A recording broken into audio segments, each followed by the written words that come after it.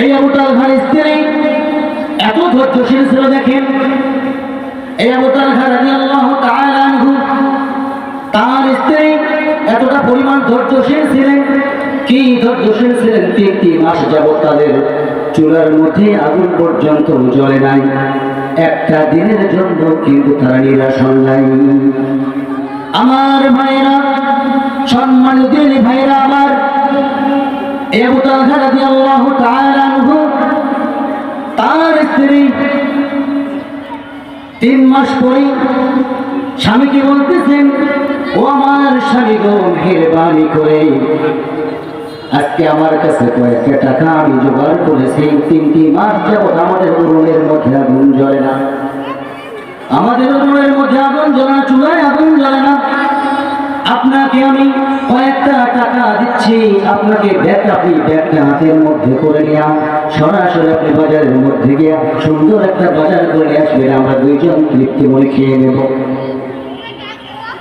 আবু তালহার স্ত্রী হযরত আবু তালহাকে ব্যাগ দিলেন, টাকা দিলেন। টাকা ব্যাগ দেওয়ার সঙ্গে সঙ্গে আবু তালহা বাজারের দিকে রওনা দিয়েছেন।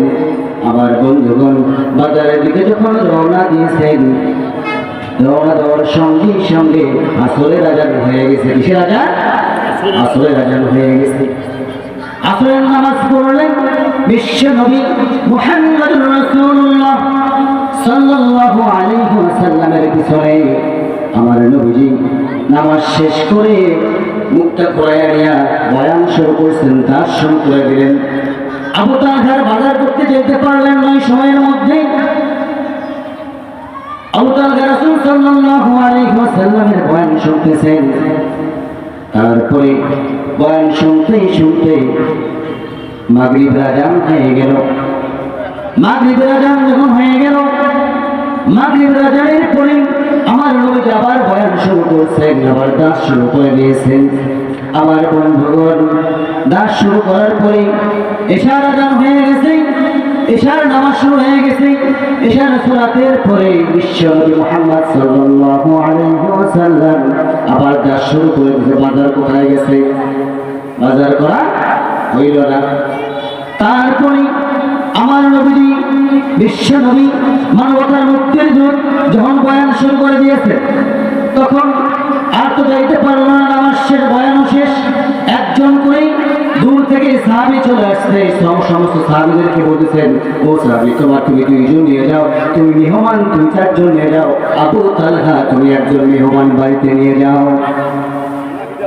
আবু তালহা চিন্তা করতেছেন, রিজিকের মালিককে বলেন, আল্লাহ রাব্বুল আলামিন রিজিকের মালিক।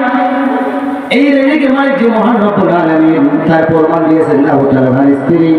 আমার বন্ধুগণ, বাজার করা হলো না। আবু তালহা নামাজ শেষ করে বাড়ির মধ্যে মেহমান নিয়ে চলে গেলেন। বাড়ির মধ্যে মেহমান নিয়ে যখন চলে গেলেন, আবু তালহার স্ত্রীর ঘরের কোণার মধ্যে গিয়ে টোকা মাইরা বলে, আসসালামু আলাইকুম আহলান ভাই। স্ত্রীকে সালাম দিলেন, ওয়ালাইকুম আসসালাম বললেন স্ত্রী। আমি শর্ট করে বলতেছি। আবু তালহার স্ত্রী বললেন, ওয়ালাইকুম আসসালাম। স্বামী আবু তালহা বলতেছেন, আমার স্ত্রী গো, আমি কিন্তু আপনার বাজার করে নিয়ে আসতে পারিনি। কি বাজার করে নিয়ে আসতে পারিনি? একটা মেহমান সঙ্গে করে নিয়ে আসছি। বিশ্বনবী রাসূল সাল্লাল্লাহু আলাইহি ওয়াসাল্লাম একটা মেহমান আমাকে দিয়েছেন। সুবহানাল্লাহ। আমার ভাইরা, আজকে যদি বাজার বাদ দিয়া মেহমান একটা নিয়ে আসেন, কি লাগবে বলেন? জুতা দিয়ে আমার খাওয়া লাগবে, ঠিক কি না? জুতা দিয়ে আমার খাওয়া লাগবে। আমাদের প্রতিটা ঘরের মধ্যেই যারা আমার বিয়ে করেছে, স্ত্রী আছে ঘরের মধ্যেই, তাদেরকে এমন ওসিয়ত করবো, আর মায়েরা যারা আসছেন তারা আবু তালহার স্ত্রীর মতো হওয়ার ব্যবস্থা করবেন। আবু তালহার স্ত্রী দেখেন কত পরিমাণ ধৈর্যের পরিচয় দেখাইছে।